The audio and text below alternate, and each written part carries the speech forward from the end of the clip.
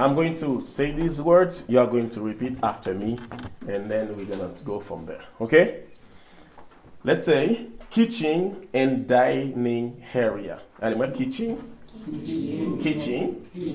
and dining area. Dis ça encore. Tout le monde ensemble? Kitchen and dining area. Faites que vous n'avez pas parlé naturellement. Kitchen and dining area.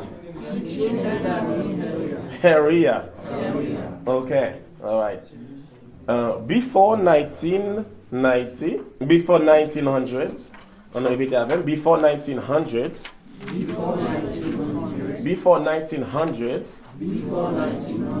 few kitchens had electricity. It is most of them. Electricity. Electricity. People use candles. People use candles to light. For light. Ok? Qu'on aimerait faire nous lire toute phrase à moins, deux phrases à moins. On allait. Commencez par before. Tout le monde ensemble, beaucoup là. Before 1900s.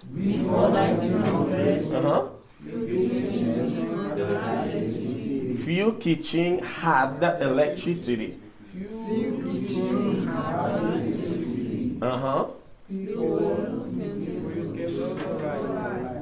People used candles for light. There were no refrigerators. There were no refrigerators. There were no refrigerators.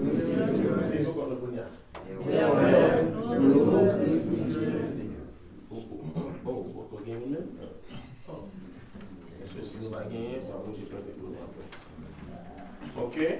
There were no electricity. People used candles for light. Okay. No ovens. No ovens. No dishwashers. Dishwashers. There's no oven. There's no dishwashers. No blenders. No blenders. Blender. There's blenders. Okay, no blenders. There were no faucets. No faucets. Again, faucets. Again, blenders. To wash dishes. No. There were no faucets either. There were no faucets either. Dis-le dans une phrase un petit peu normal. Good job. To wash dishes.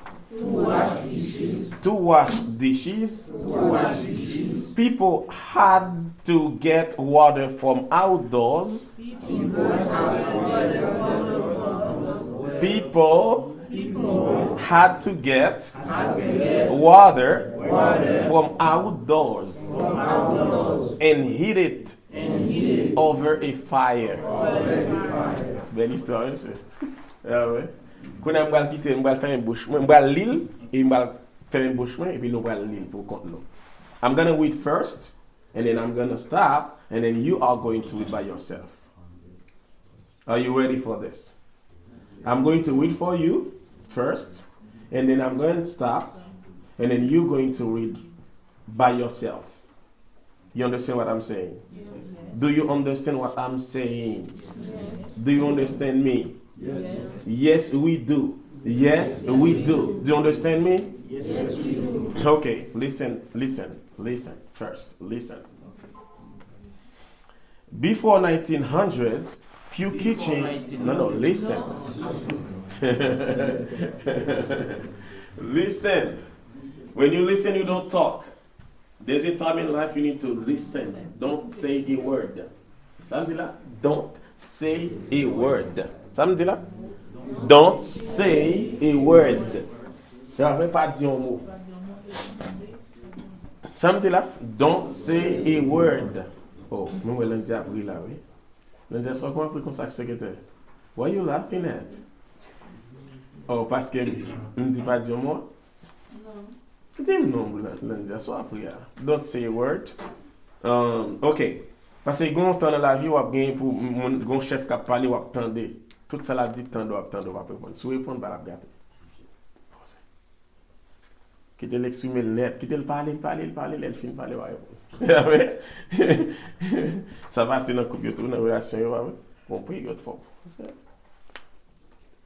Listen, c'est tendez. L'aime dit repeat after me, n'a répété après. Mais l'aime dit repeat by yourself, n'a répété pour contre nous. D'accord? Listen to me.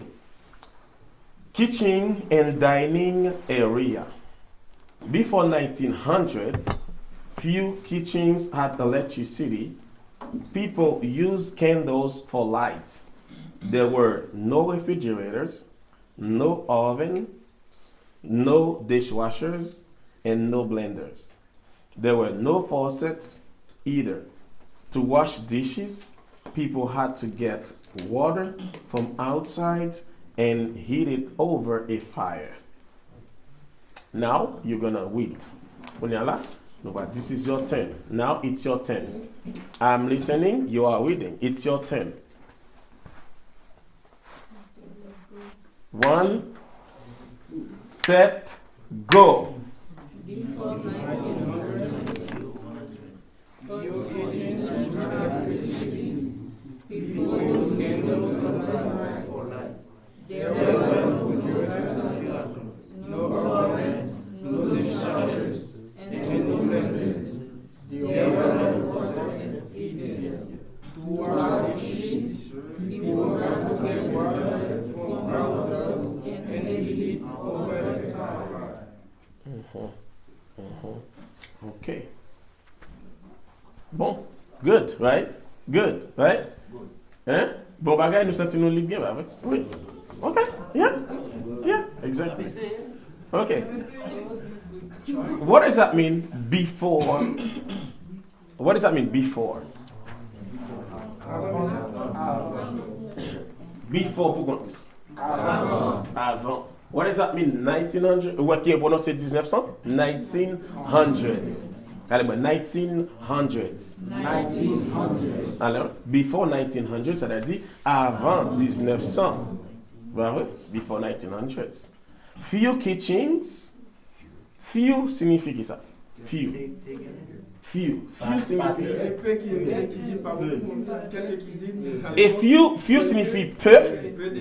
Ok? Peu de cuisine. Alors, c'est français maintenant. Peu de cuisine. On t'y casse dans la cuisine. Pas bien pile cuisine. Few. C'est a few students. Ça me dit là. A few students. Peu d'étudiants. Peu d'étudiants. A few students. Ok? A few students walk to class. Right? A very few students walk to class. But most of the students, they come, they have a ride. Right? They have a ride. Most of the. Ça sont belles mots, là. Most of the signifie la plupart. Ça veut dire plus là-dedans, yo. Most of the students. La plupart des étudiants. Puis for étudiants, yo, most of them, you get a ride. Right? But few of them walk to class. Few. Few, c'est yo de ça. Ou capable, yo capable, ou pas qu'à, debout qu'à compter li. Yo de ça en anglais, countable noun. Countable noun, en non comptable. Monsieur. Qui yo dit non comptable en anglais? Countable noun. Allez, moi. Ok? Ou bien, on dit count noun. Allez-moi, count noun. Ça veut dire count noun. Allez-moi, count noun. Dès vous qu'à compter, c'est count noun. Dès vous pas qu'à compter, c'est un count noun. Ça me dit là? Un count now, it's you can count it. Right? It's a countable things. I can go 1, 2, 3, 4, 5, hundreds. Après 1, 2, 3, 4, 5, 100 c'est fini? Non? Non, pardon. C'est un exemple. Ok. 1, 2, 3, 4, 5 until hundreds. Ça veut dire I can count it. I say a few people. C'est pas dire il y a quelques élèves dans la classe maintenant. There are a few students in the class right now. There are a few students. Il y a un peu chrétien dans l'église là. There are a few Christians in the church. There are a few people in the office. Vous comprenez? A few. But when I say a lot of, ça c'est en pile. Si je dis most of, c'est people. Most of the students. Ok. Là, nous comprenons une différence qui leur dit a few. A few, après few, verbe qui vient après la fois, prend S. Et faut ou bien faut au pluriel. Mais différence qui gagne a few avec a little. A little signifie un peu aussi. Vous voyez? A little. Allez, a little. A little bit. On a dit a little bit. Allez, a little bit. Allez, a little bit. I speak English a little bit. Ou bien I speak English a little. I speak English a little. A little signifie un peu. Mais a little ça, après, son bagage ou pas qu'à compter. Est-ce qu'on peut compter le nombre d'anglais ou parler? Pas vrai? On ne compte pas vrai? Donc, me dit a little.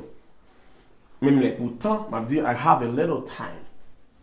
Ok? A little time. Parce qu'on va qu'à compter temps. Arrivé, c'est? Ok? A few books.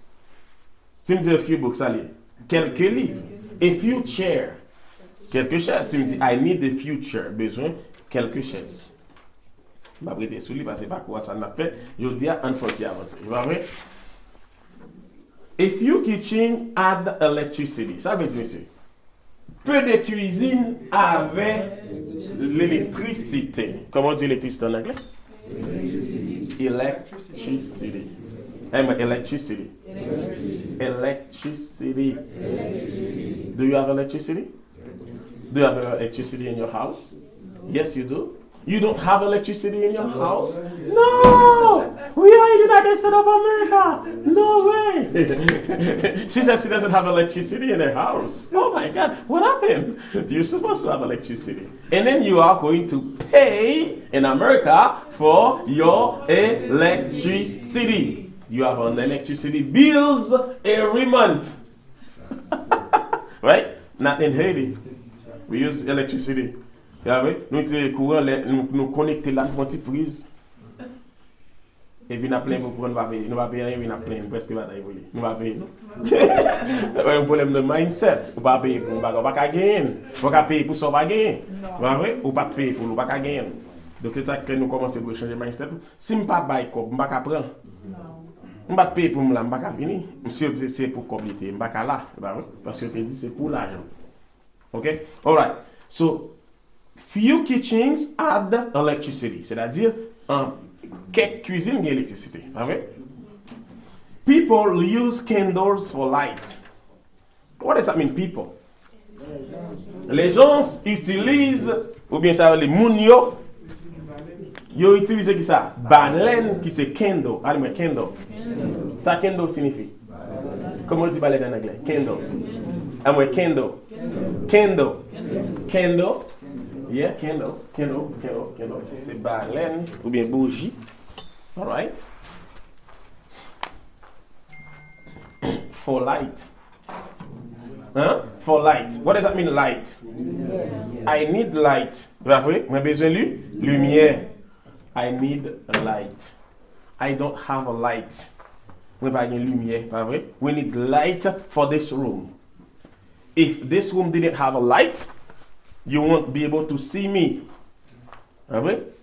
Si cette chambre n'avait pas d'électricité, pas de la lumière, pas vrai, ça ne va bien. Vous ne serez pas en mesure de me voir qui est en train d'enseigner maintenant. So light is important. Hey, how are you? I'm gonna make more for you guys. I just have one left. I need one too. So I need one too. So I just keep that one. Sorry for the latecomers, right? Sorry for the latecomers. Let's go, class. Comment on dit lumière en anglais? Light. Allez, moi, light. Light. I need some light. Bah oui, c'est là que besoin de ça veut dire. I need some light. To me, I need light. Bah oui. Okay. There were no refrigerators.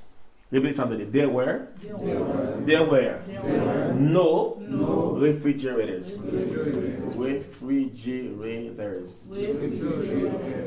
Refrigerators. Allez, ouais, refrigerators. Refrigerator, ça c'est singulier. Refrigerators, ça c'est pluriel là. Right? Do you have a refrigerator? You have a refrigerator? Good for you. Sir, do you have a refrigerator? It's not working yet. It's not working yet because you have no electricity to run it. Antoine, do you have a refrigerator at home? No refrigerator? How? How do you store your drinks and save your food? What do you do? Do you have a refrigerator at home? You do? Lenja, do you have one? You don't have a refrigerator, Lenja? Are you kidding me? Mr. Zamo, do you have a refrigerator at home? Yes. You do? Oh, that's good, man. Good for you. Okay. That's where you put your food, right? That's why you save your food for next day. In Haiti, we buy the food today, we eat it today. Right? No food saved for tomorrow. You will see, yeah, oui? Vous voulez ça leftover. Vous connaissez vous dire reste manger? Leftover. Ça nous a dit? Leftover. Nous les laisse. Ça est mon cap parler. Ça est c'est la voler pas ça. Haïtien c'est ça ouvrir.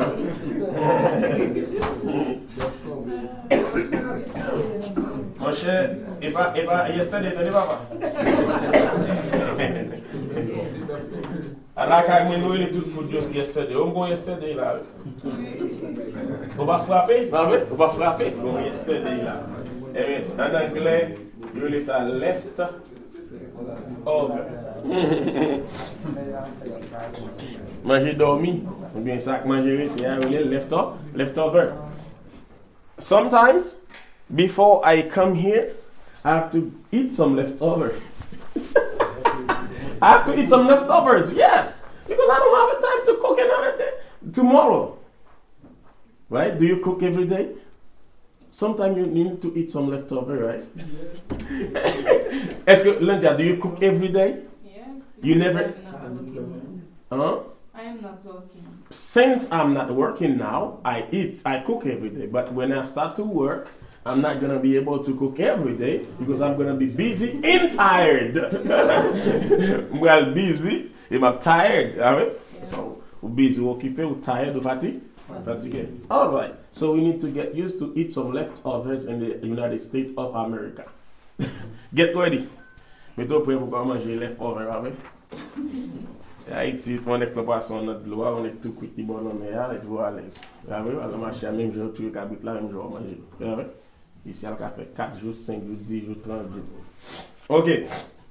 OK. No refrigerator. Allez-moi. No refrigerator. Allez-moi. Refrigerator. Ouais, refrigerator. No refrigerators. No ovens. No oven. Allez-moi, dis oven pour compléter sans S. Oven. No oven. No oven, ça veut dire pas un fou. Comment on dit oven? Comment on dit fou? Oven. Mais les lobes, ils nous disent ovens. No ovens. Pas de fou. Pas de bagarre comme ça. Pas de oven. Tout le monde a des fibres là, il bâton bien mettre charbon. No oven. Yeah. So. Bon, ça, ouais, bah, ça est pour ici. Et pour ici, tu vois, parce que je dis, pas, no refrigerator, no oven en 1900. En Haïti en 2004, moi c'est que il va y avoir un refrigerator, il va y avoir un oven, il va y avoir ça tout. No dishwasher. Allez, moi, no dishwashers. Allez, dire des mots, ça veut dire dishwasher. Dishwasher. J'ai un petit monde gâté, il aime la caille. Les vins manger, maman qui prend tout. Les soyo, la laver. Et puis, yeah, that's it, pas vrai? Et puis, t'en manges encore, pas vrai? Mais ça m'a dit, actuellement, là, je tourne ça. Et ça me tourne tout, oui. Quand laissez moi qui laver mes soins, ça c'est triste, mais obligé de faire. Ok. Ok. No dishwashers, pas vrai, monsieur? No blenders. Donc, on a dit no blenders. No blenders. Blender, nous connaissons blender, pas vrai, monsieur? Something you use to blend your juice, your fruit, right? Donc, vous soit fond jus, so you blend it, pas vrai? Okay? You blend your juice, your pineapple, pas vrai? You can blend your like, comment on dit ça? Ananas, pas vrai? Pineapple, so on fait jus ananas. You can blend watermelon, on va faire jus melon, pas vrai? On va blend it. You put it in a blender. Allez, moi, you put it in a blender. Ça me dit là, vous mettez le dans blender. Ça me dit, you put it, allez moi, you put it in the blender. Ok? You blend it. Le verbe là est comme blend. Oui, monsieur. Ok? You blend it. There were no faucets. Pas gain évier, non? Pas gain faucet, non? Et comment on dit ça? Et robinet, non? Nous pas gain robinet pour nous virer, ça qu'on fait comme ça. Ouvert de l'eau. Fermez de l'eau, oui. Nous avons un robinet. Ça, c'est les faucets. Allez, mais faucets. No faucets. En plus, des fois, on a des lavabo, on a des leaking. Ok? Faucet là, leaking. Oui, c'est leaking. Là, il y a de l'eau. Il va y avoir de l'eau à la leak. No faucet either. To wash dishes. Allez, moi, to wash dishes. To wash dishes. Do you like to wash dishes, sir? Sir, do you like washing dishes? You, do you like washing dishes? Ou aimez laver vaisseau? Yes, I like washing dishes. Are you? That prend ça comme un bon mot.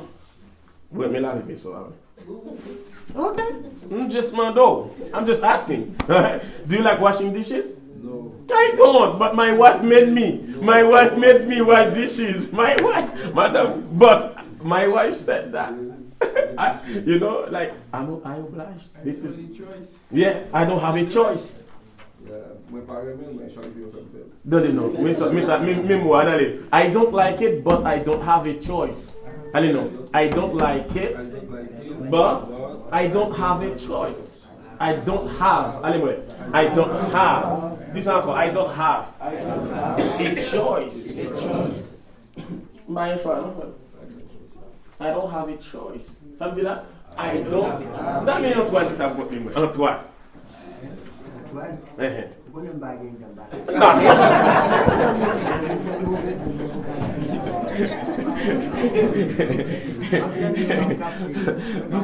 Ndai ça mot ça pour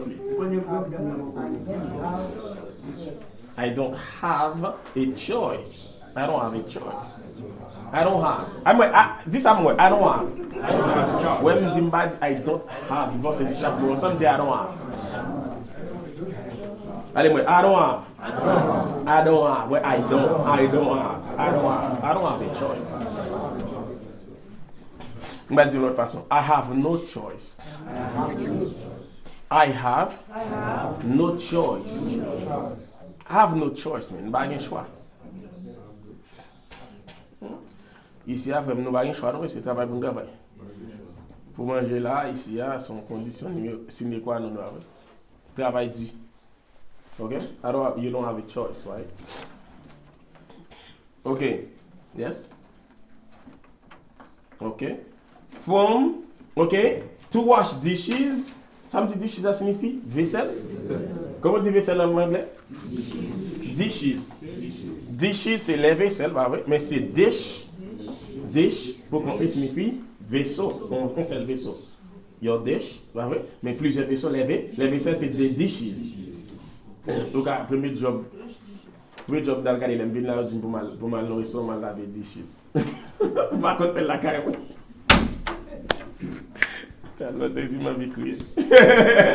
Okay, so I don't have a choice. Premier job, oui. Et ça, tu me fais. Je vais un job, je vais 4 travail. Et ce job, je vais you don't have a choice. Les miens 4 travail, je vais 4 travail. Ok, c'est mauvais sûr. I don't have a choice. People had to get water. Repeat this out of them. People had to get water. People had to get water. To get. Tout le monde regarde. To get water. Pas dit water encore, c'est water. Anyway, water. Water. I need some water. Anyway, I need some water. Water. Teacher, can you spell choice for me, please? Choice, yes. C-H-O-I-C-E. Choice. Choix. Bon frère, si vous n'avez pas envie de faire le répéter. You need to make a choice. Anyway, you need to make a choice. Besoin de faire un choix. Besoin de faire un choix. Dans la vie, in life, sometimes you have to make a choice. You have to. You have to. Anyway, you have to. You have to make a choice. You have to make a choice. Ou doit faire un choix. Dans la vie, quelquefois, c'est l'arrivée, on va pas balancer encore, non? Un pied ici, un pied dehors, non? On choisit ça, that's it. No matter what. Il y a bon moins, il y a pas bon. Je prends bon, parce que c'est this is my choice. This is my choice. I make my choice. Okay? Alright, I choose. Verbe là c'est choose, d'accord? Verbe là c'est choose. Mais moi c'est choice. You need to choose. Là, monsieur. You need to choose or you need to make a choice. Okay, now continue. People had to get water from outdoors. I dit faut mon à chercher de l'eau dehors. Ou dehors, outdoors. Indoors c'est à l'intérieur, outdoors c'est à l'extérieur. Allez, indoor. Outdoor. Dites ça, attendez. Indoor. Outdoor. Indoor signifie under, outdoor signifie dehors. À l'extérieur. En français, c'est à l'extérieur, ou bien à l'intérieur, ça c'est français, mais que dehors, en dedans. Indoor, outdoor. Combien de mots nous allons apprendre avec moi là, c'est un microwave. Allez, moi non. A microwave. Allez, moi, microwave. C'est un microwave. Je ne vais pas nous faire de quoi, moi. Je vais pas nous chaque 5 personnes à chercher au moins 5 chaque groupe. On va diviser en 4 ou 5 groupes. On va chercher un mot ça pour moi. Et puis, venez à l'image pour moi. Et puis, deuxième devoir, faire me songer pour nous. Nous allons entrer dans la chambre pour dire qui j'en rêvé dans la chambre. Toutes sortes d'amis dans la chambre, viennent chercher le vinaigre. Toutes sortes d'amis dans la chambre, and your living room, you're going to look for them and you're going to bring them for me, okay? In class. Okay? Yeah, as a homework. Yeah, yes, as a homework. Yes. Let's go. A microwave. Allez. A microwave. Allez, moi, qu'on a pas dit a microwave. A microwave. Do you have a microwave? Yes. You do? Good. What do you do in a microwave? Ça nous fait un microwave, monsieur. You heat your food, right? Or chauffer, right? You heat your food, like warm up. You warm up your food, right? You warm it up, right? Nous faisons chaud. Et ça pour après dans la zone de travail, tout le monde grand monde ici à son bail singulier lié, monde bail des monde, pas manger un petit côté la vie pour tout manger c'est pas bon. Chaque monde gagne microwave là pour tout le monde. Vous venez à manger, faut le microwave, freezer minute là. Seconde là, c'est 30 secondes à faire le faire pour chauffer, c'est 10 minutes à faire pour chauffer. Et puis tout, après ça aller ti manger dans break time là, dans lunch time là, et vous allez manger. faut nous commencer à habituer à lunchtime, c'est break ou bien pause, heure de pause. Lunchtime ou bien break time. You put your food in the microwave, you warm it up, and then you eat it. C'est bien manger. Ouais, on va manger fait là, même faut te chauffer. En anglais, on dit microwave, ça nous le four. Et après, monsieur, ou bien oven.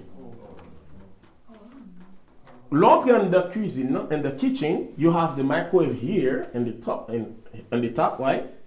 Where you can warm up your food. But the oven is mostly for cooking. Vous voyez?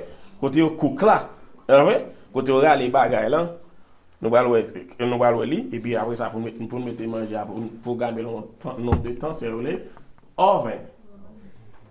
On va chauffer manger, on va rendre oven pour fouiller. On va fouiller dans le microwave là.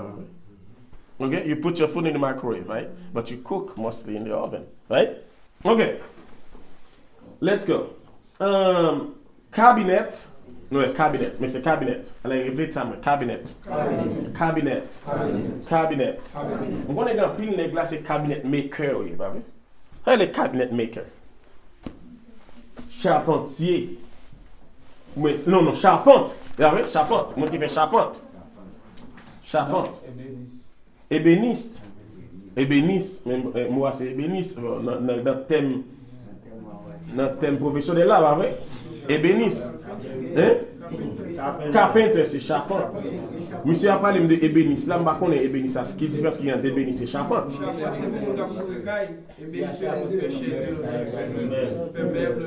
Oh, but a carpenter. Même pas c'est carpenter, is someone who builds the cabinet. Yeah, cabinet. Là, qui build cabinet, you're the cabinet maker. Mais ça, c'est cabinet maker. Ça, c'est le qui fait bagaille ça. C'est cabinet maker. Et même c'est moi ça ébéniste là, cabinet maker. Allez, répétez ça de cabinet maker.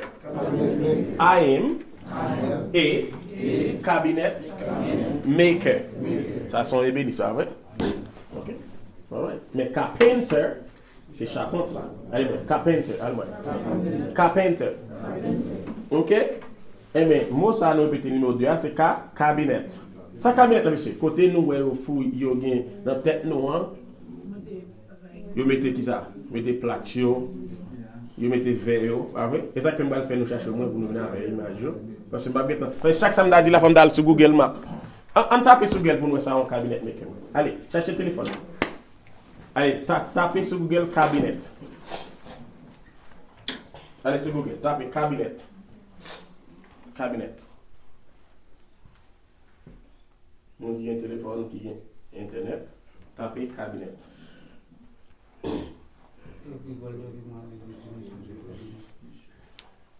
Noël, ça semble. Oh, on va taper. On va monter l'image. Imagine, vous avez besoin de Noël. Cabinet, et puis nous cherchons picture. Ouais, mon cabinet. Exactement. Ça, on fait ça. Vous mettez verre, vous mettez un vaisseau, ça c'est le cabinet. You put it in the cabinet. Right? Vaisselier. Vous mettez vaisselier, quand vous mettez verre, like the glasses, we put your dishes, right? All right. Dishes. Repeat after me. Dishes. Dishes. Dishes. Dishes. Ça dishes, monsieur, c'est vaisselle. Where you put your dishes, you put the dishes in the cabinet. Go to put the dishes in the cabinet. Go to put the dishes in the cabinet. You put the dishes in the cabinet. The dishes in the cabinet, please. Don't forget to put the dishes in the cabinet, please. The clean ones, sorry. Not the dirty ones. You put the clean ones in the cabinet, but you put the dirty ones in the dishwasher. Dishwasher. For look at wash. You understand? The dirty dishes, where do you put the dirty dishes? In the washer. In the washer, on the dishwasher. Put cap of your washer, dishwasher. But the clean ones. Yeah, okay, let's continue. Counter. I'm a counter. Counter. Where's the counter? Même juste rentrer à faire pour oublier. On the counter. Put it on the counter. Ouais, put it on the counter, please. Mettez-le sur le counter à moi. Mettez bon boy. Mon qui si nous tenons dishes area, là dans dishes area monsieur, ah ouais. Gros table ou bien bagage qui long là comme ça. Qui devant cabinet là avec oven là, quand on va le chita pour manger là. Bah oui, si vous voulez pas aller dans chaise yo, bah oui, vous voulez ça counter. Bah oui, counter. C'est comme si dans des comptoirs. C'est ça? En français. Comptoir là, ce comptoir là. So, counter. OK? OK. Shelf. Allez-moi, monsieur. A shelf. A shelf. Shelf. Yon shelf, ça, c'est ça, étagère, bah oui. Étagère, bah oui. Étagère, on shelf. Put it in the shelf. Hein? Shelf, étagère. Comment on dit? Échelle ou bien étagère. Exactement. Échelle. Mais là on dit bookshelf, il va signifier côté on met livre là. Where you put your books. Okay? You put it in a shelf. Repeat number 6. A stove. A stove. A stove. Stove. Allez, a stove. A oven. Nous avons différence là. Où est stove là côté en les parties côté et pour faire manger. À mon dit qu'on fait on a l'en cuisiner. Ça c'est stove là. OK? Mais ça c'est oven là. Bah ça me dit non. Stove là c'est en l'air, vrai? En l'air quand on fait manger à surface là. Et mais ça aura aller pour capable faire. Yo le bec pour enfourner bagay là quand on mette bagay là enfourner c'est les oven là. OK?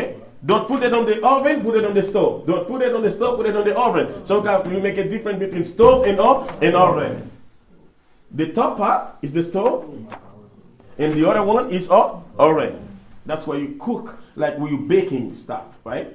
Go to bake stuff. It's in an oven. But you cook on the stove. Do you understand what I'm saying? Yes. You understand? You cook on the stove, but you bake in the oven. You know what I mean? Des petits poissons, ma planté ribs. Il y a qui aiment ribs, ça va, il y a qui côte, by manger, pork ribs, vous savez? Hein, on est là, on tire épices sur là, papa, vous mettez là, on fournit là, vous programmez là. Attends, vous savez? Welcome to America! All right. Monsieur, tea kettle. Allez-moi, tea kettle. Tea kettle. Tea kettle. What does that mean, tea kettle? What does that mean, tea? Avant ça, on tea. Yon thé. Mais yon tea kettle, c'est l'or chita dans la cuisine. Si tu as nous mettre tea boisson nous sous côté canapé on met canapé et puis on tape tout petit ou quand mettre boisson pendant chita. Ou pas vle mouiller canapé avec on mettez sous yon ticket ça eux les cafetière avec les ticket cafetière ça pour les café ça mettez café ticket et pas cafetière on dit monsieur cafetière ça pour les café non ça on mettez ça on mettez café à la dedans dans servir là et ça oui, mais en anglais on dit tea kettle. Alors, tea kettle. Qui ça me gagne dans tête même geta connait bien son tea kettle son côté on met du café. Tu veux ka servir tea kettle. OK, café tiens. J'aime mettre qu'on fait café en pile. My grandma used to make a lot of coffee and then she makes coffee. I used to drink coffee even three times a day. Sometimes two because she make coffee in the morning. And at lunchtime, she always make another coffee for anybody who just passing by. If passengers can come and serve you coffee. Yeah, right. Passengers, they just On oven, I make some on oven. On oven signifie qui ça? C'est un oven t'es What does that mean, oven? C'est un four. Yon pot holder,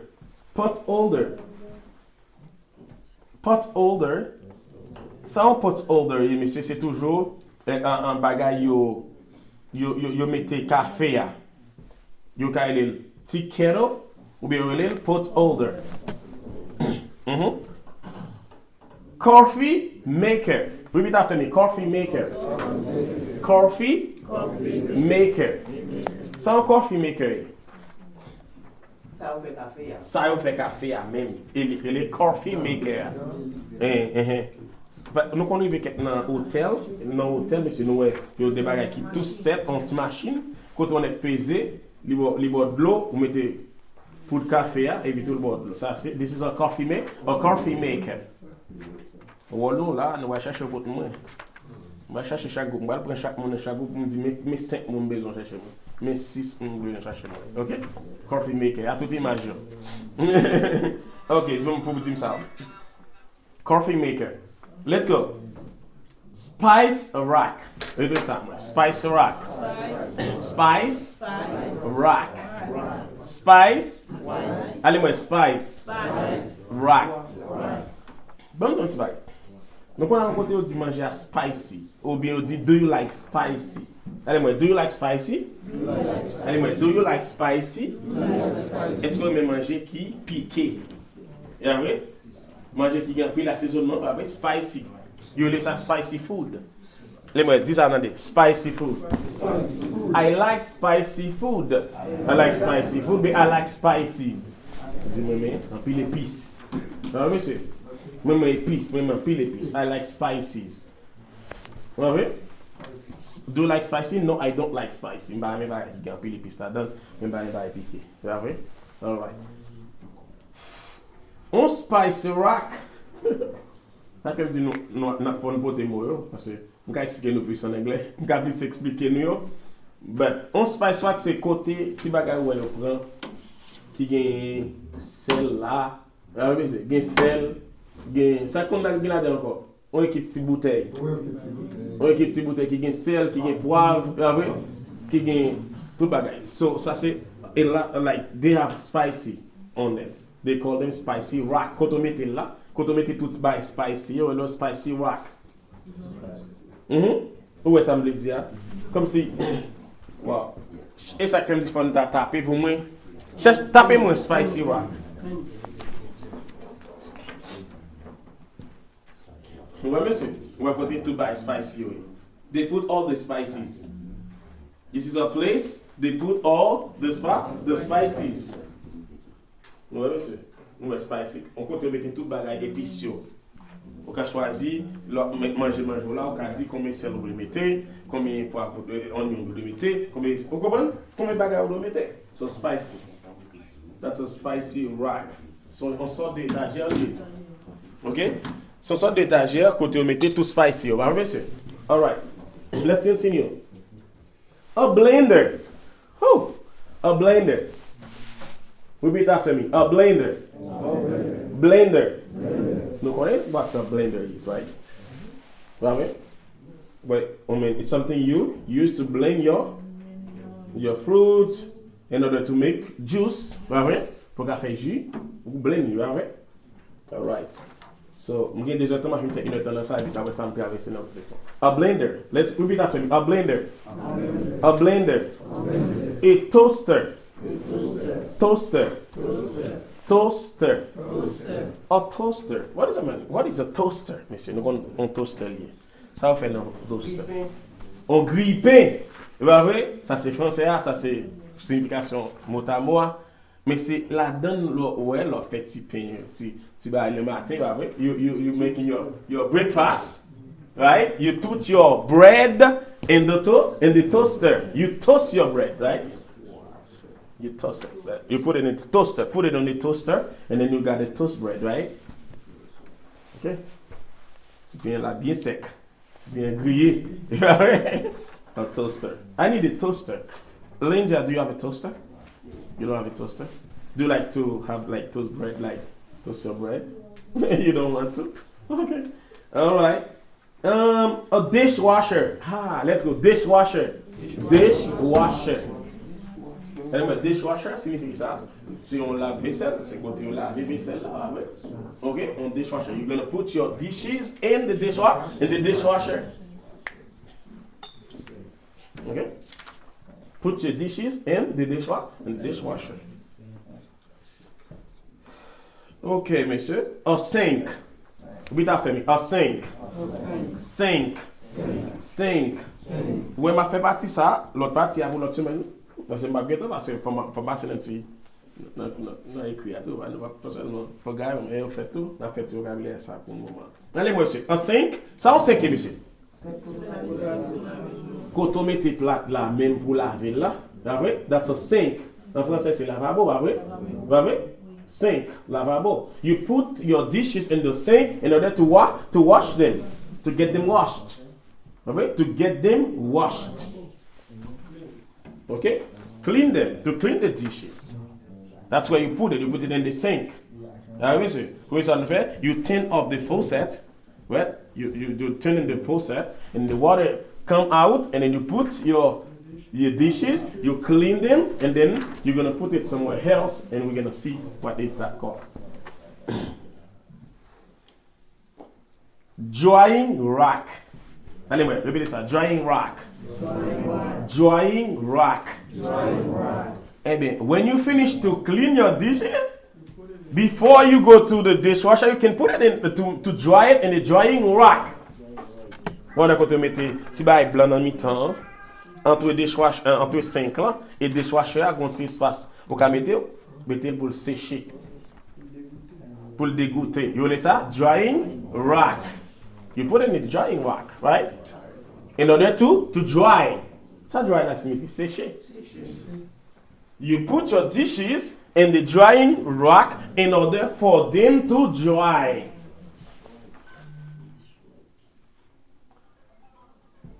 Antoine, do you understand? When you finish to clean your dishes, Antoine, you put your dishes in the drying rack in order for it to dry.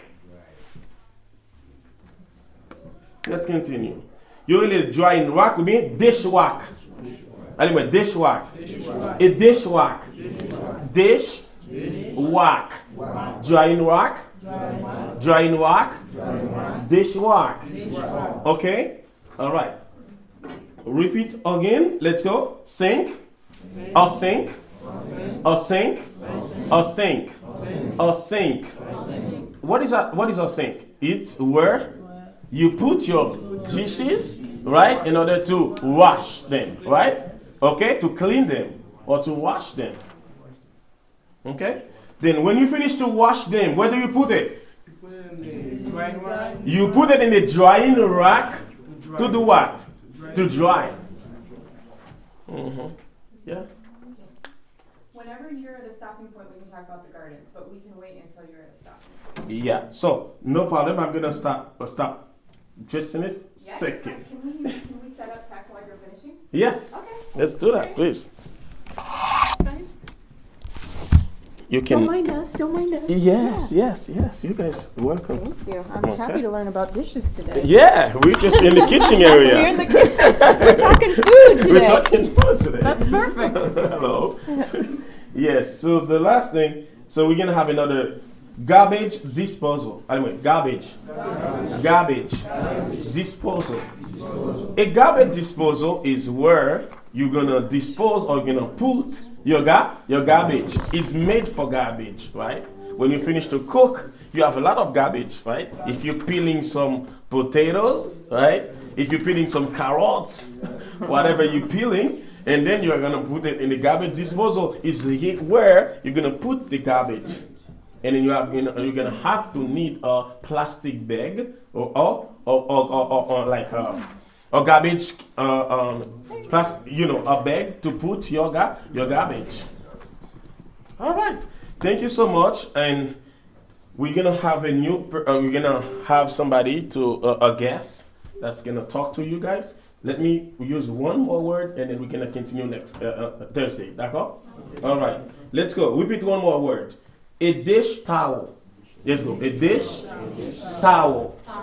Towel. A dish towel is what you use to clean your dish.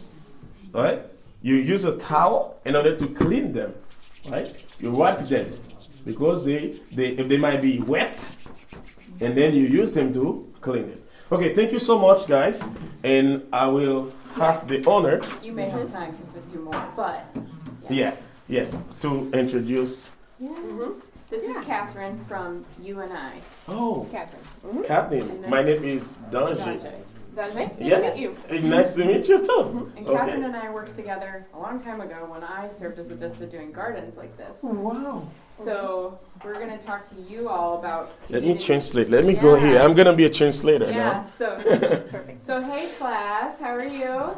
Good, and you? Thank you, I'm doing well. This is my friend Catherine from UNI, the University of Northern Iowa. Li di sa se zanmi li, Catherine, li soti nan UNI. UNI signifie University in Iowa. So, sa se zanmi li. Does anyone like to grow their own food? Eske pa gen moun la ki ta reme kwat, ta be planter, ou bien planter manger pal, pop manger pal. Cultiver pop manger pal. Yes? Yes, he would like to do that. Yes. Yes, but he said that we don't have learned to do it. Right, But, well you do have land. We have an opportunity for you. tande non, nou genyen te, nou gen opportunité qui vient devant pour nous là. Nale? So I'm going to let Catherine tell you about this program and how it works and what you need to do to sign up. Li di l wal ki te introduit Catherine pour le capable expliquer nous plus bien qui jan sa marché et puis tout li capable même signer ou bien enregistrer nous dans programme ça. Perfect. So, this is a picture from a garden we started last year. Ok, ça in c'est Waterloo. ça c'est une image de A Garden que nous commençons dans Waterloo last year qui c'est année passée. Il a commencé ça. And we had 48 people that had space to grow their own food. Et nous avons 48 personnes qui ont propre espace pa yo pour cultiver propre manger yo en dans programme ça. And this year, we're starting a whole new garden. Et année ça, nous avons commencé avec un nouvel jardin, un jardin qui est nouveau. And we'll have space for another 20 to 40 people that want Et to nous allons gagner have this. espace pour l'autre vingtaine ou trentaine de monde qui a participé dans le programme ça. So, I'll talk about how to get a garden. Li pral This is- montre nous qui jan on moun ka gen jardin dans le programme nan. On this day, 13 of April, you can visit the garden, but if you can't make it on that day, you can still have. Li di nan jou sa ki se le 13 avril à 1h ou capable visiter jardin ça, mais sou pa gen ou ka toujours gen opportunité pour capable appliquer pour lui. So we have two spots, Highland here, which is the one we started last year, and Central Church here. Which we'll Li start di kon sa this nou year. gen deux côtés nou ka jwenn ça. C'est dans partie ça qui c'est dans Waterloo Center for Hearts là et puis nous gon deuxième partie encore ici. And at this one, we have 5 spots left. This one is new, so we'll have about 20 spots there. Ouais, bon dans partie ça nous gen environ 5 espaces qui rete et puis là nous gen pot 20 en vingtaine qui ouvri à l'autre monde qui t'a remis. Gen spot. I just want to parti show pa yo. them, so if they don't know. So we're here, and Parkview, you guys are down here, so you're pretty close.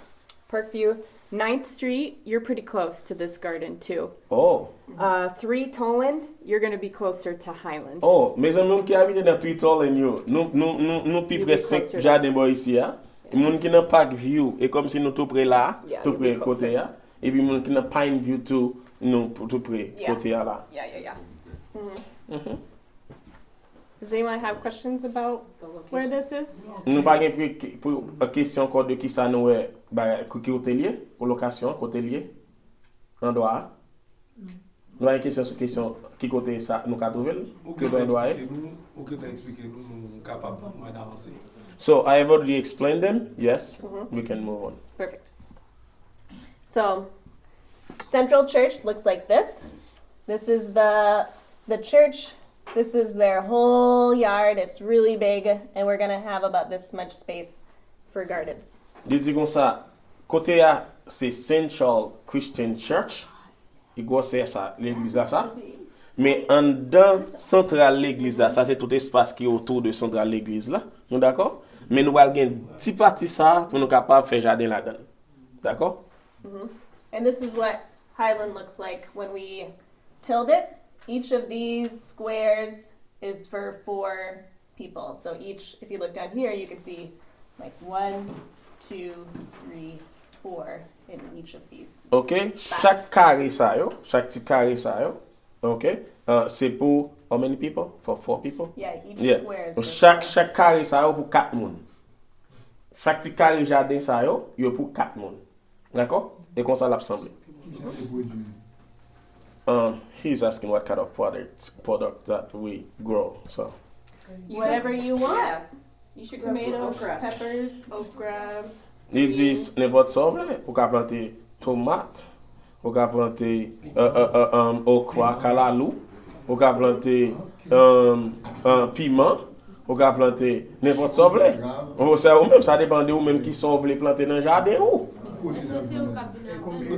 Ah, mon gars, excited about la They get kind of like excited about that, Yeah. so they can't Each even person wait. gets to decide What you whatever they want. You pick out your own seeds, your own plants. Li dit comme ça, chaque monde, c'est eux même qui prend propre plantule ou propre semence ou connaît qui ça même veut planter dans le jardin.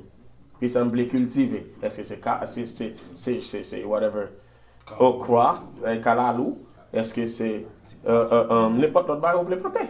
OK. Mes amis, nous pas quitter l'exposition en fait même non, sans question. Oh my God. All the seeds are available. I don't have seeds, so I grabbed You have a some bunch. seeds? I got a bunch. Okay. So whoever signs up with us, I will let them pick out seeds first. okay. Yeah. Yep. And then we can help with others but I got a ton from Great. Blackhawk. Yeah. So I got okra, I got pepper seeds, I got all kinds of stuff. Regardez non. Creole li gen quelques semences. Li gen kalalou, li gen poivre, li gen piment, li gen l'autre, li gen quelques.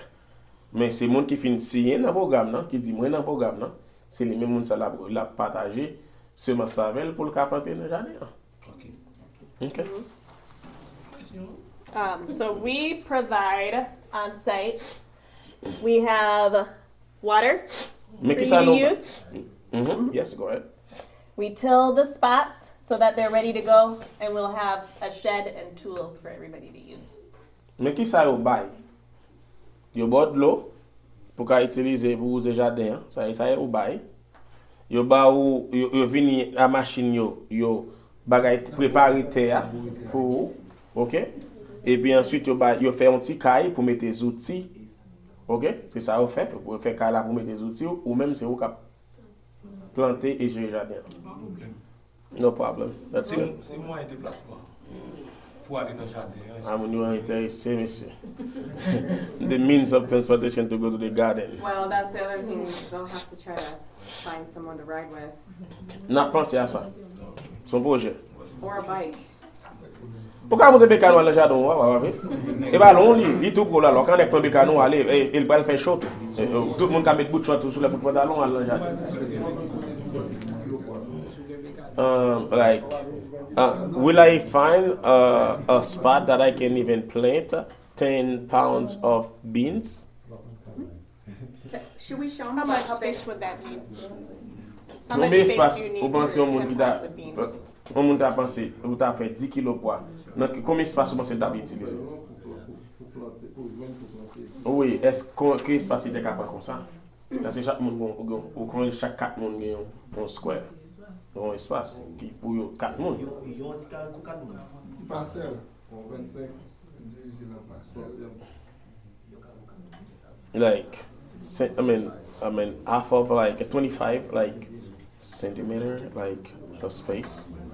25 meters. Meters. Meters, it's gonna be a lot. 25 meters, it's a lot. So the space is 400 square feet, 20 by 20, which is a total of 37 square meters. If they want more space, they can have 2 flats. Is from me to Donjay, maybe? Is that like? Almost. Yeah. Or do you think that's I think it might be a little less than that. a little less? Maybe like. Here, like that. How big are these tables? I think those are at least. Well, I think those are 8. Monsieur ne va pas faire calculer en tête mais là non parce que est calcul à faire parce que l'autre dit combien il fit So, là like, m'a here's gagné 10. pièce Yeah. centimètre pour mesurer m'a pièce bagage mètre pour mesurer. So, yeah. So, mais espace yo gagnant, on explique non. Les gagne 400, un espace qui carré qui gagne 400 feet, dit pieds. OK? 400 pieds et puis il gagne 37 mètres carrés. D'accord? Mhm. So that's Yeah, about. yes, about. Yeah, I mean, yes, it's yeah. big. It's big. I think. Yeah, Yeah, then that might be. yeah, he said like it's a good Yeah, space. so Parce que chaque part, parce que l'on va remédier chaque part représenter nous-mêmes. So when you don't have a measure or tape measure or like whatever, when you don't have like a anything to measure in one step, it's like 1 centimeter. yeah. And 37 would be a good Square meters. square meter. 37 square meters. And we'll mark out the size at the garden, so if you want to see it first, you can go look and see. We'll Nous put gagnons pour nous le flags out marquer so you can jardin, see the d'accord? size. Nous gagnons pour nous le marquer jardin, les nous voulons nous si vous avez ouais espace là, on peut visualiser, nous pouvons venir visualiser, d'accord? Et comment vous gérez pour les affaires parce que l'on fait l'on fait séance là ou bien l'on fait planter là quand il y a question insectes comment gérer ça est-ce que n'a tout déposé. So do you have a program that how do you manage the insects, like the bugs and stuff in the garden? So when you plant it, so we're gonna have some insects in there that you wanna get rid of or whatever to protect those seeds and plants or whatever. So. Yeah, up to each person to protect your plants. If people want help or have questions, then we'll have a group chat, right? And so you can ask in the group chat, like, I'm having this bug, what should I do? Yeah, we And will we'll answer with that. Yes, exactly. Yeah. So nous allons faire un groupe, on va poser des questions. Tant que second bagage, on va poser des questions sur le groupe là. D'accord? Nous allons réponse. Yeah? It'll depend on the plant, what Et- bugs they're gonna have problems with, and Et ça va time of dépendre du year plan and- tout. Yeah. D'accord? Yeah? The other requirements are, we'll have a contract that needs to be signed with the rules. Il dit comme ça, l'autre bagaille, nous connaissons tout bagaille qui faut un principe. Nous avons un contrat que nous allons signer avec des principes dans le contrat, moun ka participer yo. And then the cost is $30, and that's used to pay the city for the water bill to buy Et tools chaque or monde other qui things. signe, qui n'a pas à payer, à payer $30 pour participer pour là dans le programme. D'accord? $30 et $30 ça l'a servi pour capable aider de l'eau OK cité où il y a provide de l'eau, à bail de l'eau, donc c'est vous capable payer moun ça yo. Payer pour ça yo. I mean like that is per year or per The whole summer, right? 30 for the whole summer? $30 is And, that for per year or per day, per month? Per summer, For the probably. whole year. Gardening season, Yeah, yeah. May 1st to November 15th. Il dit is comme the ça, season. c'est pour toute saison. 1er mai pour jusqu'à 30 jusqu'à novembre. Mai à novembre. Il y a pour section payer $30. Parce qu'il y a $30 et chaque groupe qui va aller parce qu'il va aller un groupe capable. So is like the $30 gonna be given by each person in a group or each group? Just per Each plant. plot. So if you are sharing one plot with somebody, a family member, a sibling, it's just $30 for each plot. If Yes. you each want a separate plot, then each person needs to pay 30. Yeah, ça veut dire chaque carré ça. $30, d'accord? Vous payez pour lui. So, une famille ou membre de famille ou là-dedans, ou bien amoun ou partager là, c'est nous qui payons pour espace pas nous. Hein. Chaque monde a payé pour espace pas yo. Well, so what I have in the Yeah. contract is to bring it or mail it to you and I. Is that okay if people bring things here. They can bring it Just let me here. know. I can scan them over to you. On va or they le planter, can come monsieur. here and apply. Yeah, with us. Yeah, that's fine. Okay. I would just have them On come. va mettre terre tout ban terre, tout We'll ban start planter. putting them in a group as they come in, and I may look. Tout blanc planter? Yeah.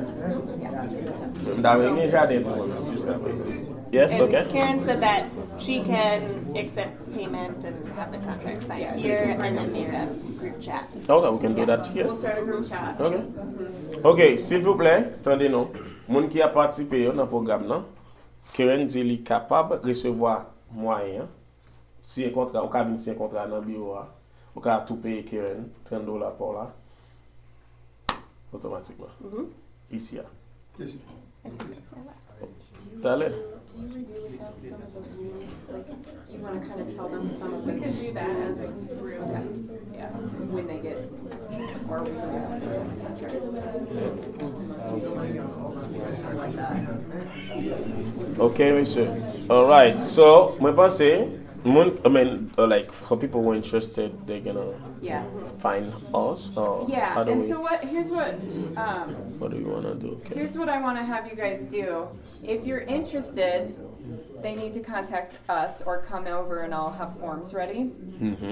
If you know friends that would be interested, you could take a picture of this and send it to them, and just let them know that they can talk to us as well.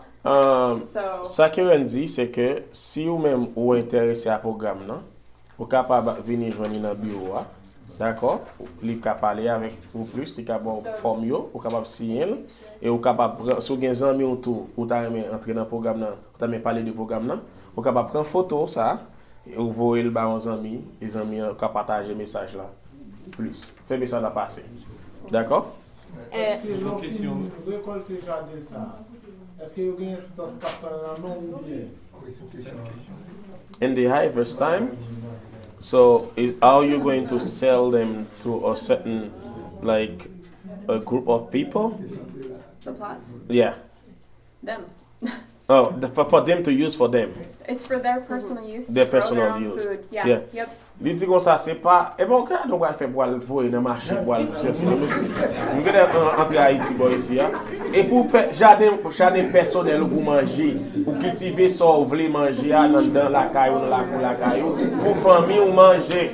S'il vous plaît, pas pour le voyer titan, ni cabaret. Pour le voyer. Sorry, I'm going to tell you what I said to them.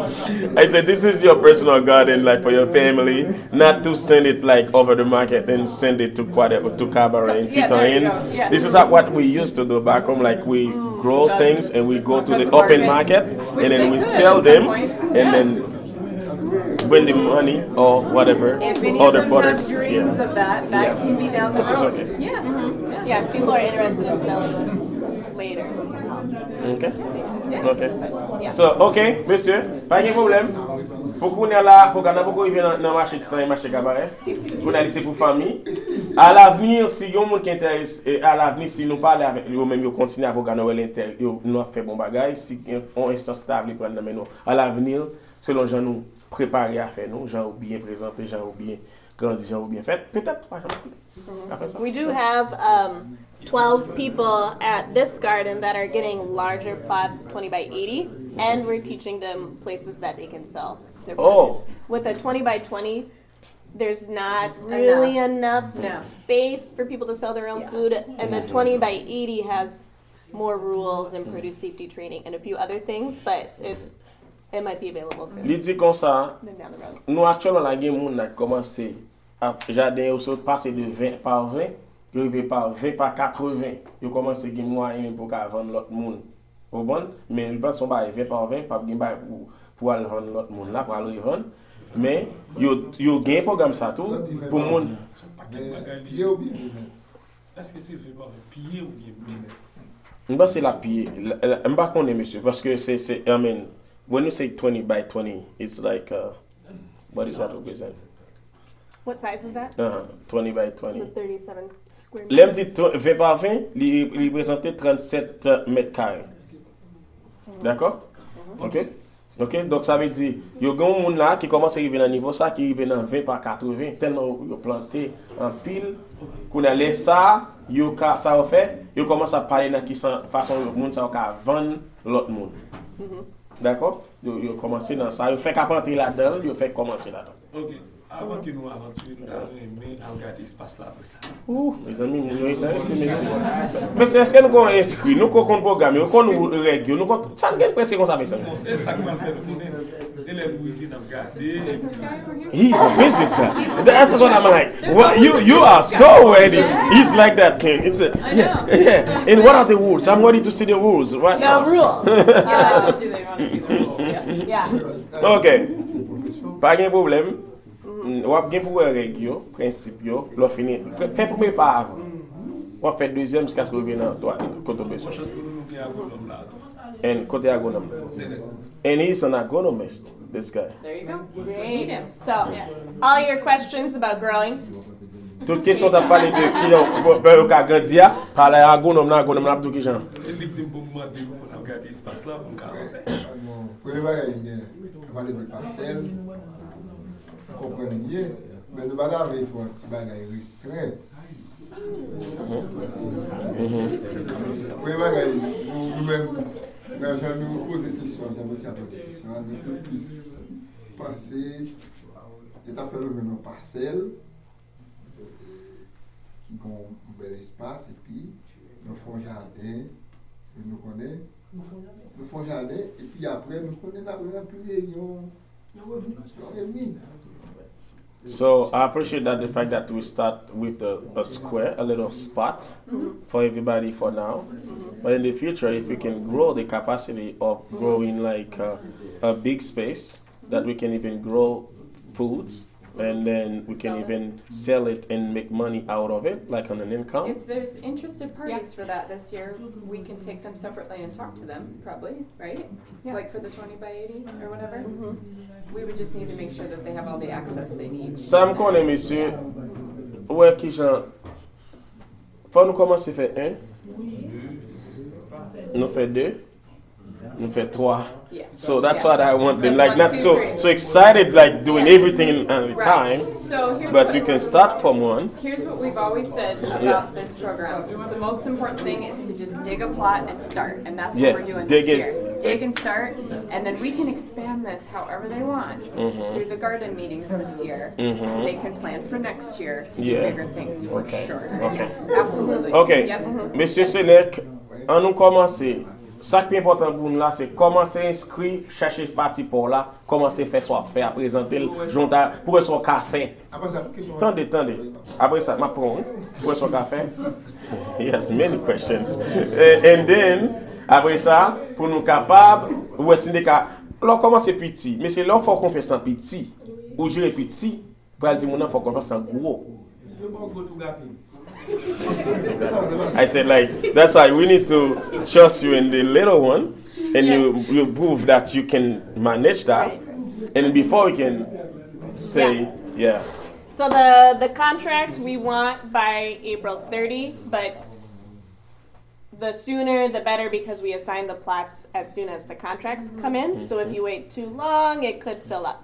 So April 30 is the deadline, but as soon as 30 avril c'est deadline. Dernier les pour moun si un contrat c'est 30 avril. Et ça veut dire puis écoute, prends devant. Interest list. Au stop l'on inscrit puis bonnet, ou get dans programme puis bonnet parce que pas seulement, de l'autre côté capteur des messages là tout, il y a l'autre monde qui a intéressé. Si beaucoup inscrit sur puis écoute prends devant dégageons. Comprends? And I have the contract in English. I need to translate it still. But Karen will take your name, and then when we have the contract translated, we'll share that with you so you can read it. OK, Karen apprend non nous, mon qui est intéressé, s'il vous plaît, rejoignez Karen dans bureau pour dire moi intéressé et puis tout pour prendre toute l'information. Il y a un contrat en anglais. OK? Il y a un contrat en anglais, Karen lui-même a traduit, nous avons traduit en français que tout le monde qui soit signé. D'accord? Yeah. And then this event on April 13th is if you want to see the garden before you sign the contract, it's not required that they have to be there on that day. It's optional if they want to see it before they sign their Il contract. dit comme ça, avant 13 avril là, 13 avril c'est jour à faire grande à faire ouverture là. Mais il n'est pas obligatoire faut aller ouetter à l'autre côté à côté on va commencer. Il n'est pas obligatoire. Attendez, Seigneur, il n'est pas obligatoire. Attendez ça me dit. Dans qui ça se parle? Pour bagaille gagner, on va connaître est-ce que c'est en terre fertile ou bien son terre on va utiliser en terre. Pour bagaille gagner, si on va faire jardin, c'est dans les doit faire quelques maraîchers, mais il faut que nous connaissions quel type de terre nous va utiliser, nous doit mettre en place. Il par exemple grandir. Même si ça a montré, avant d'abord monter sur le terrain, on va faire un jardin, il faut qu'on regarde quel type de terre, est-ce que son terre fertile, est-ce qu'on va l'utiliser. C'est ça. First and first, he's an agronomist. That's what he's talking all the details. Because what he learned, like before you plant in any kind of soil, you need to make a deep analysis to know what kind of soil do you have here, and then that study will tell you what things you can grow. Is it the soil that's a fertilizer? Am I gonna use a fertilizer in that to make it grow fast or better? Or it's the kind of soil that I'm using, it's already a good soil that it can promising me that my product gonna be. Mm-hmm. We can take a soil test and let you know what the results are so that you can use that too. Bon, nous avons fait un test dans terre tout et puis nous montrons quel type de résultat. Pas de problème non. And I can stay here if people want to come talk to me later. I can stay here until about 11:30. So your class goes until 11, and then people can talk to me if they have more questions. Ok.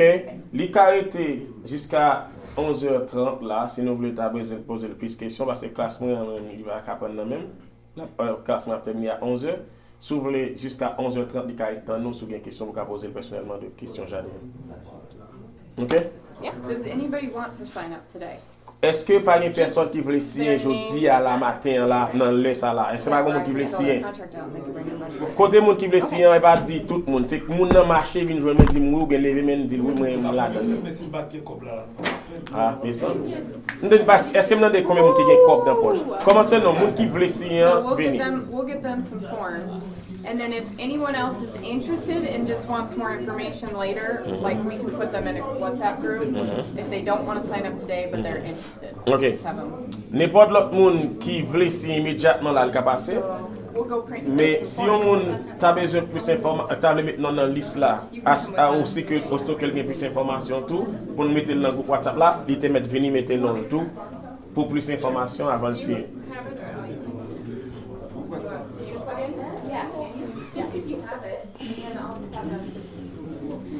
So Dante, if they're interested in actually signing up, we'll print the forms and they can bring money later. And we'll just Ça qui est important là, on pas besoin de comme là dans poche ou là, qu'on y a pour signer.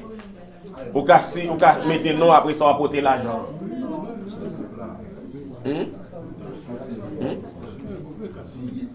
OK? D'accord mes amis. Nous si on est intéressé tout mettre non et puis ensuite la porter comme là après. Non, et pas moi mettre non, nous ka mettre non. Et pas moi ka mettre ya. OK. Bon passer le. Attendez si ça m'a passer le. Non moun qui immédiat qui d'accord pour garder depuis qu'on a mettez non dans ça. Si vous voulez ou intéressé ou juste besoin de plus d'informations pour entrer dans le programme après, tout vous mettez non dans la liste là.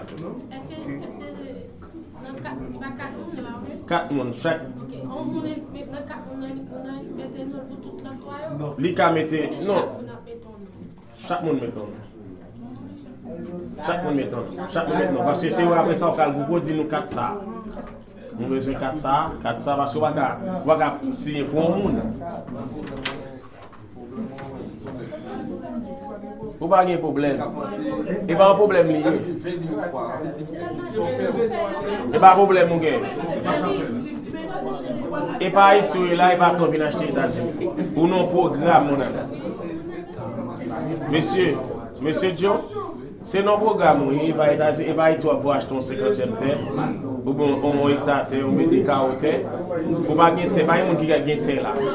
D'accord, pas un monde qui gagne terre ici. Seulement son programme va rentrer là dans lui, qu'on a là, si toutefois ou est capacité pour grandir le programme, non, ou grandir avec lui.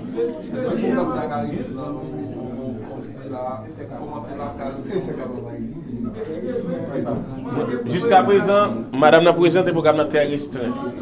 À niveau le présenté là, et ça l'école la gagne. D'accord? Moi même pas avoir espoir que moi même l'infini pour dire mettre là où tu vas mentir ou te dire n'a pas le caractère. Pas vouloir mentir ça. Monsieur, on nous passe plutôt. On nous passe ici, on va passer parce que classe là nous craser classe là ou bien. On a 30 minutes d'affaires là, pour nous faire notre travail, nous faire et nous comme boucan.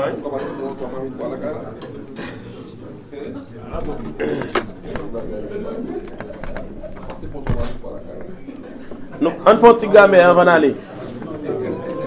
So do any of them Yes, they want to to sign. do the? Okay, so what I'll do is I'll have Gabe go over the contract with them in Okay. Creole. And, but- okay. And then, so by the time I can finish my class now. Yeah, and I can take those who want to do the contract with me now, Okay. and we'll have them done by 11. Yeah. Tout le monde qui finit signer, qui veut tout signer un contrat, toi là qui vient connaître là dans le bureau. Monde qui pour plus tard autour, pas de problème. À toi là avec qui vient pour signer un contrat, il y a 5 contrats. Yeah. Allez, chaque monde qui met ton contrat. Et puis toi là qui vient. Moi tout quoi besoin comme la connaître. Ça regarde monsieur. Moi intéressé. Moun now yo, moun maintenant yo, fait à la veille.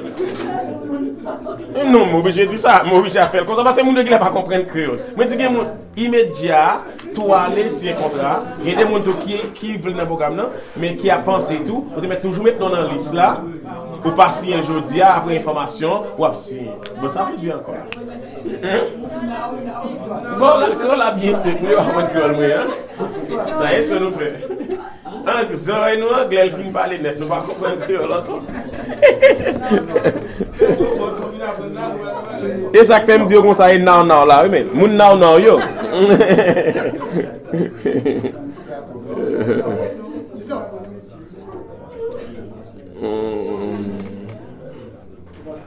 Et bon me font-il parler, on font-il grammaire avant d'aller non. Parce que m'ba étant pile temps, m'ba pas faire vocabulaire net. On font-il parler grammaire avant d'aller. Et puis n'a qu'à entrer dans une question pratique. Nous gagnons leçon ça mais nous leçon 1, on fait des points leçon 1 pour nous avec what's your name. Regardez non ça nous gagne dans folder nous est-ce que nous pas gagne what's your name là. Tit ça. Il marqué identify people. Qui ont qu'à identifier un monde. Tu vois vrai? Ouais. On répète avec moi monsieur, what's your name? What's your name? What's your name? Allez vite moi. Lagez bouchon et puis posez question à What's your name? OK, on allez go. Répétez ça dans go. Go c'est buya, bi quoi, objectif quoi. Pas vrai? Identifying people. Ça veut dire identify, monsieur. Identifier. People, monde. Identifier monde. Qui ont identifié monde, monsieur? On allait. Ma parler, n'a juste répété après. D'accord? Read. I am Matthias. Let's go. I'm Matthias. Let's go. I'm Matthias. I am Ilma. Okay, I am Matthias. I am a student. Allez, moi non.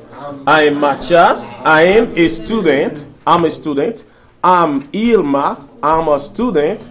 I am Christine. I'm a student. I am Ben. I am a student. Nous avons? Yes. Okay. Complete this chart. Nous allons compléter le chart là. Men, Roman, student. Men, ça mène. Garçon, Roman. Fille, student, étudiant, élève. Okay. Read the table and complete the sentence. N'a li table, tabla, n'a complété phrase. Non d'accord? Teachers, repeat after me. Teachers. Students. Friend. Let's go. Teachers. Nous avons Edgar. nous gagnons Tuba, nous gagnons Ginger, nous gagnons Lian. Okay, students nous gagnons Maria, we have Anna, we have Rudy, we have Gasper. So friends, we have Maria and Anna, we have Rudy and Gasper, we have Lian and Ginger and Tuba and Gasper and Lee and Lian. Class, Edgar is a okay, selon ça les autres liés là. Edgar is a teacher or a student or a friend. Edgar is a teacher. Okay. Number 2.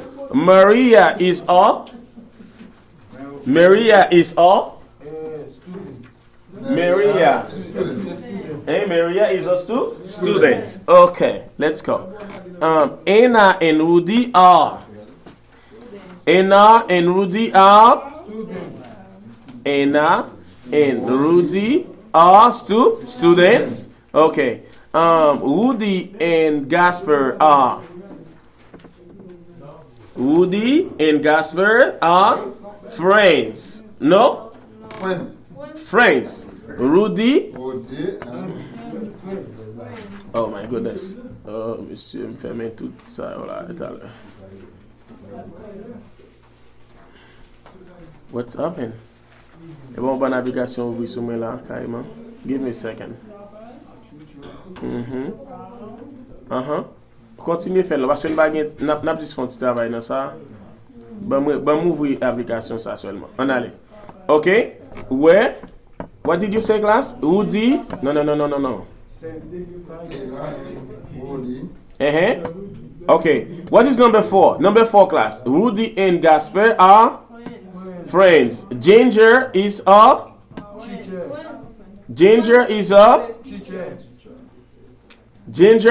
teacher. Number 6, Lion, Ginger, and Tuba are friends. Okay. Lion is a teacher. Maria and Anna are friends. Okay. Read the paragraph and complete the class list. Henry is a student in Hugo Maths class.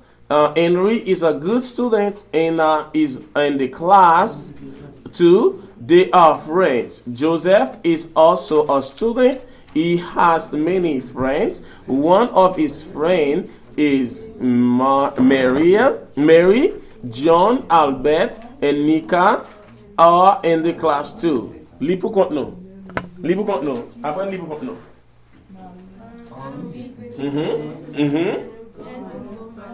Henry is a student in Hugo Math class. Henry is a good student. Is in the class too. They are friends. But you know, Joseph is also a student. For that one, let's go.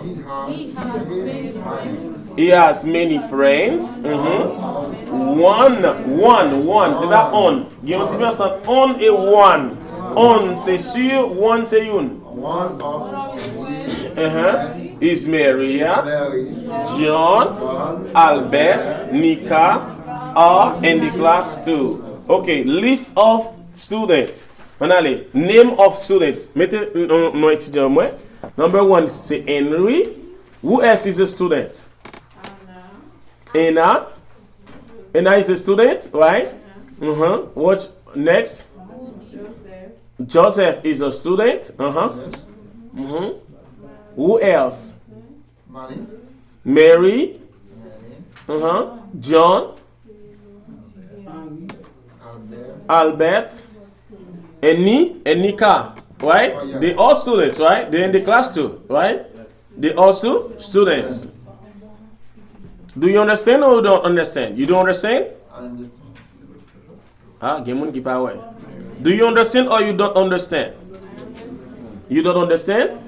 This is what they say. Class list for Hugo Math. Ça c'est liste classe monde qui dans Hugo Math là, pas vrai? Classe, OK? OK, c'est dans classe Hugo Math. So, nous gagnons Henry, qui est-ce qu'on nous gagne? Mary, qui nous gagne encore? And John, Albert, Nika, and Ego. no, Hugo. That's the class. Anna. Anna. Okay, Anna. Yes, that's good. Make a list of students in your class, separate in a list paper. That would be your job, but I don't know if you have time. You're gonna make a list of students in your class on a separate piece of paper. Vous allez faire liste. Qui ça demande nous là? Liste étudiants qui dans classe 1 non petit papier, c'est pas séparé. Nous qu'à faire ça pour moi. Vous avez? You can do that for me. On pas qu'on non il est. Demandez non yo. Ou gen étudiant qui dit ou pas qu'on non yo. Demandez moun côté, lo pas qu'on non moun ça fait. What's your name? Allez non, make a list. Make a list. Demandez moun nan non qui fait liste là pour moi. Ah, nous gele pas ka. On nous pas contre 3 moun dans classe non. OK, pas de problème. OK, subject class repeat after me. Ou kon ça que m'a courir comme ça parce que m'pa kan pile. Est-ce que m'ka ba non petit temps pour nous faire liste là? D'aller? OK. Let's go class. Subject pronoun. Répétez ça avec moi. Subject pronouns. Repeat after me. Subject pronouns. Ça les subject pronouns. Les pronoms sujet. Qui ça les pronoms sujet en anglais? What are the subject pronouns? I, you, he, she, he. Ah, moi nous disons he deux fois là. I, you, he, she, it. Bah, it no? It. We, you, they. Those are subject pronouns, right? I, you, he, she, it, you, we, they. Okay? Subject pronouns. Repeat, what is that? This is information. Allez, information. Allez, information. Qui ça nous est là? Example sentence. Ça nous est là? Example sentence. Ça veut dire exemple de phrase. Sentence signifie phrase. D'accord? Allez, repeat after me, class. I am a student. I'm a student. I am a student. I can say I'm a student. I can say I'm a student. Okay? Contraction. Okay? The contraction or contracted form. D'abord, c'est contracted form contracté. Ou bien, on dit contraction. On allez. You are the teacher. Allez, moi, you are the teacher. Dis ça, you are the teacher. Okay. On allait là, on a dit, you are the teacher. Okay. He is Roberto. Roberto. He is Roberto. He is Roberto. Okay. Or she is Jasmine. Let's go. She is Jasmine. Now continue. She is a friend. She is a friend. Ça veut dire she is a friend. Elle est une amie. Okay? She's a friend. He is Roberto. He is Roberto. She is Jasmine. She is a friend. You are students. Vous voyez ça? You are students. C'est gain deux you, gain you singulier, gain you pluriel, pas vrai? Elle dit you are students, vous êtes des étudiants. Okay? We are teachers. Ça c'est le pluriel, pas vrai? The plural. Okay? Singular and plural. Singular c'est I, you, he, she. Pas vrai? Plural c'est you, we, they. D'accord, monsieur? We, you, they, c'est plural. But I, you, he, she is singular. Okay? We are teachers. Nous sommes des professeurs, pas vrai? And they are friends. Ils sont des amis ou bien elles sont des amis. Continue. It's good. Nous allons faire notre travail. Nous prêts pour le travail? Are you ready to work? Are you ready to do a little bit of work? Okay, circle and write the correct words. Circle and write the correct words. Vous allez encercler ou bien écrire le mot correct. Allez, travaillez avec nous maintenant. Exemple, m'a fait un. Mais après ça pour nous. Let's go. He is a student. Parce que qui ça? C'est un masculine. This is a male. Pas vrai? This is a male. C'est un male li. Pas vrai? Son mâle. Pas vrai? Ok. Now, qu'on a nous va faire ça pour moi. Bah nous 2 minutes. 1 minute. Non. Fais le papier. Bah nous 1 minute. You can do the rest. Use a pencil. Use your pencil to do the rest. Do this. He for male, she for female, et it for things or animal. Ça veut dire classe, he for male, she for female, et puis it for animals or things. We use he for male, nous utilisons he pour mâle, she for female, et puis it for animal or things. Pour les animaux et pour les choses. On allez? When you're ready, let me know. Yes. Let me see. You are so smart. Let me see.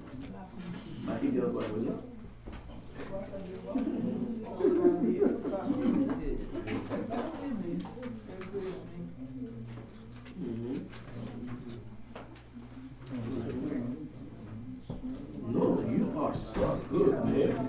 You are so smart.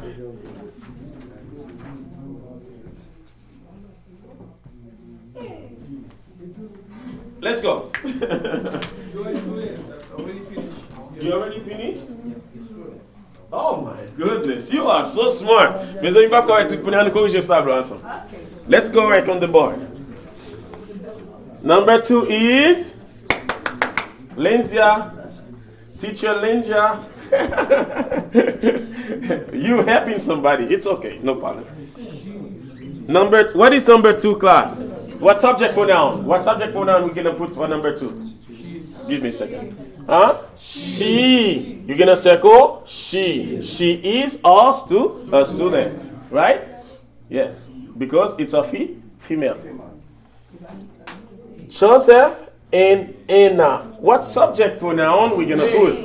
They. They are Joseph and Anna. Yes, we circle they. Good job, eh? Number 4. What subject pronoun we're gonna circle? I. Right? The subject pronoun is I. Qu'est-ce qu'on dit? I am Amor. Number 5. Are Elsa and Heng. We are. Right? We are. Oh, amen. Monsieur. Est-ce que vous pointez sur lui ou bien vous faites comme ça? Est-ce que c'est vous-même? You are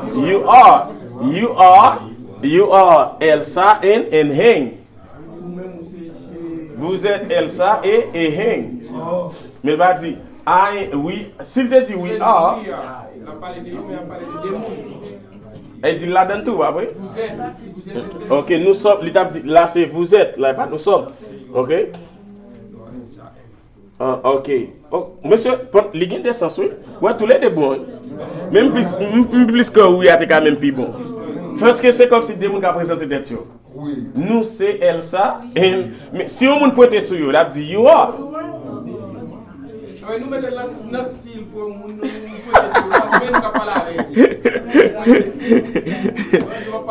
mais là, il semble à oui, monsieur, parce que là, c'est lui tout présenté non et Elsa, il semble plus we are. We are. Bah, monsieur, nous d'accord avec we are? We are là, il y a plus sens, là, oui. Parce que si vous logez sur un monde, on dit you are. Monsieur, maman, merci. Vous êtes pour we are là, puis d'accord we are là. Ok? Vous d'accord avec we are là, plus.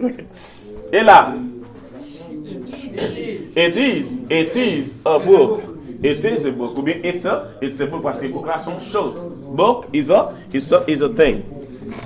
Okay, let's go for H.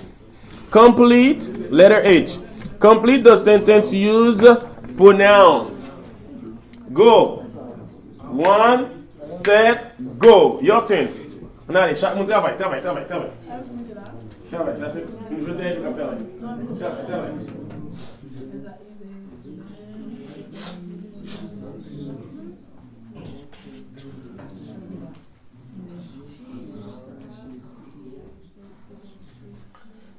Ah, gonna get a fini là. Oh, next time I'll rapid message. When you finish, let me know, okay? When you finish, let me know. I give you 1 minute.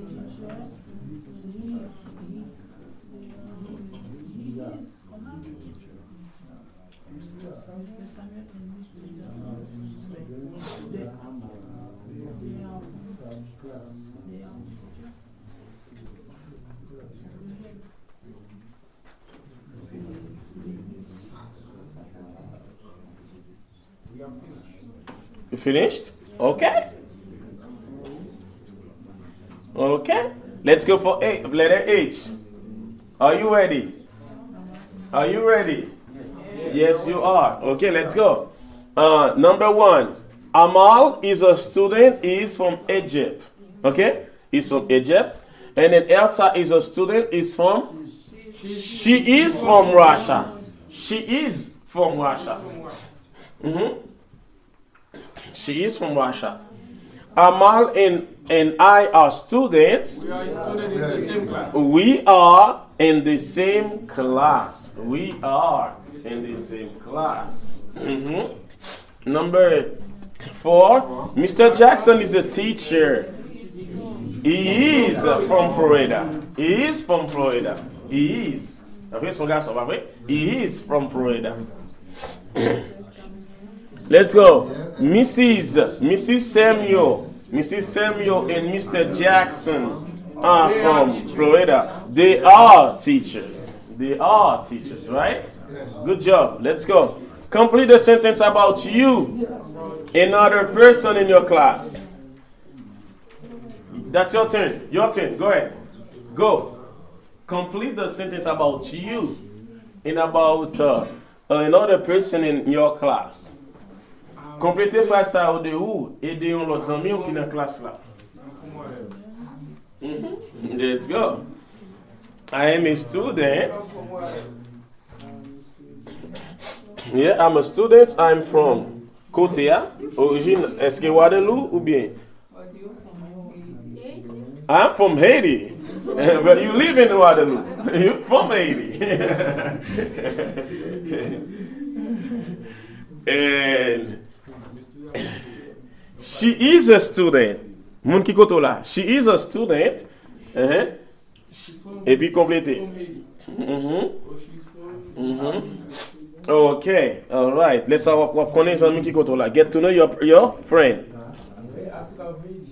Are you ready? Are you ready? Okay, I got 5 more minutes. Mwen gen 5 lot minutes. An ale, nap get a fon bo ti bay. An ale. Class, let's go. Number 1. Qu'est-ce qu'on peut dire là ici? I am a student. Pas vrai? I am from Haiti. She is a student. She's from. Nous mettons l'autre. Africa of Haiti. Okay, all right. On l'autre country. Because when you say I'm from, c'est le nom de la côté c'est koto sotia original. I'm from. Where are you from? Ah, m'tou tombe dans ça. Where are you from? On allait. Répétez ça avec. Where are you from? Where are you from? Where are you from? Ok, qui autant sorti. Un goal, objectif là, c'est pour nous express nationalities. Allez, moi, nationality. Nationality.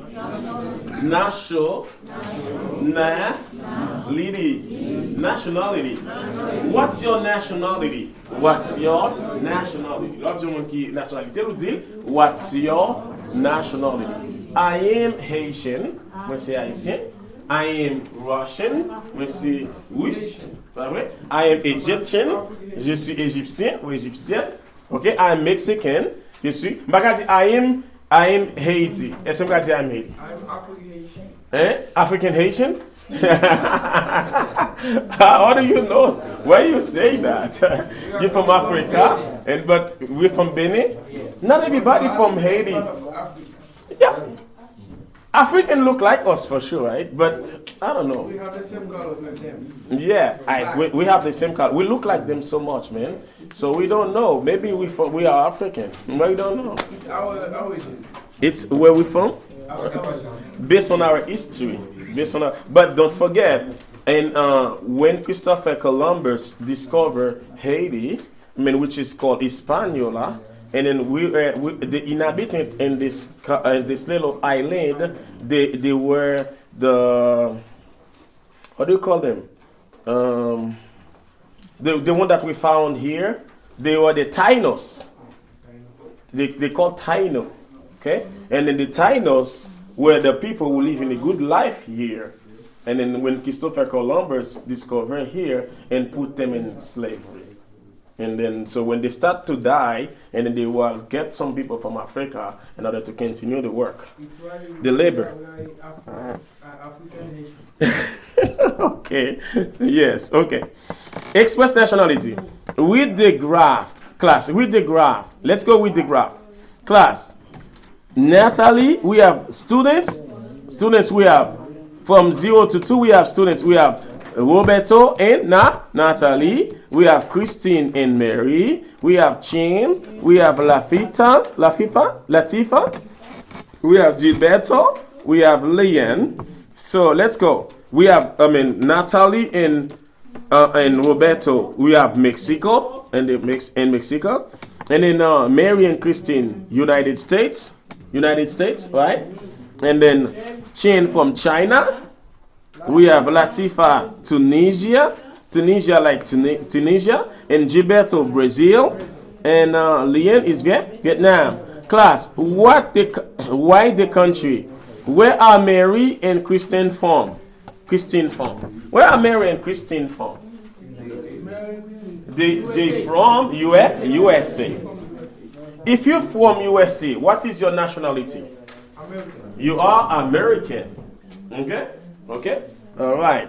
So class, next. Where is Latifa from?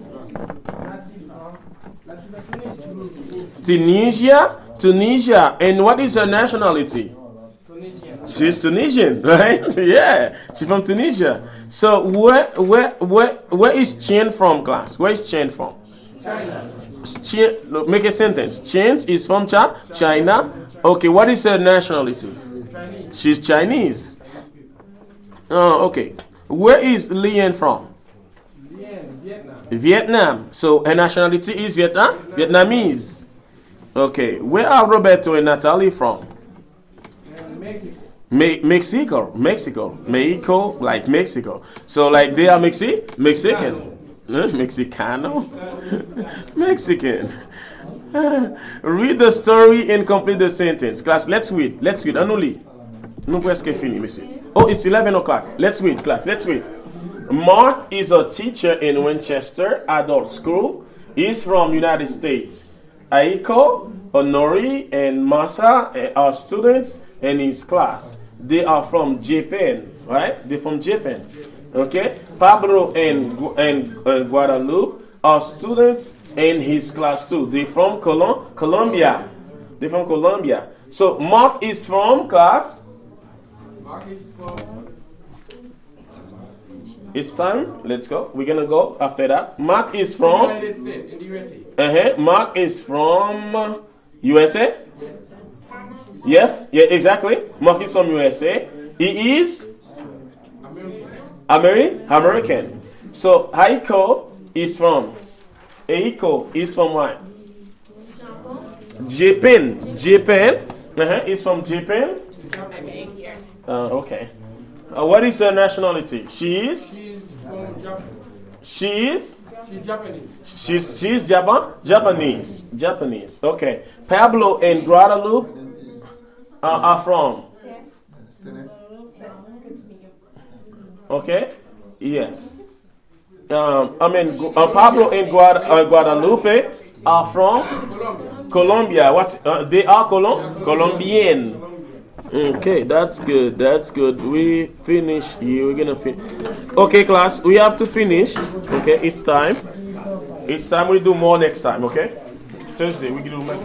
Thank you for that's all for today. Thank you for assisting.